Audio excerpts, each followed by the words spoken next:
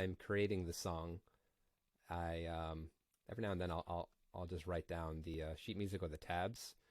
And the reason why I do this is so that I could put my ideas just like here and then listen to it. And I don't know, I hear the song differently. I can just put the guitar down and be like, oh, maybe I should put this part here.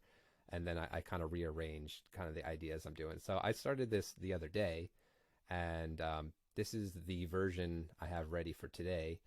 It could still change, but yeah, this is what I'm going to play. So let's unshare this. And I'm going to put the microphone down so that you can hear me play a little better. Let's go like this.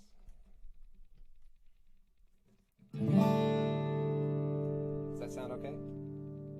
Okay. Oh, also, it doesn't have a name yet, but for now, I'm calling it Green Beetle.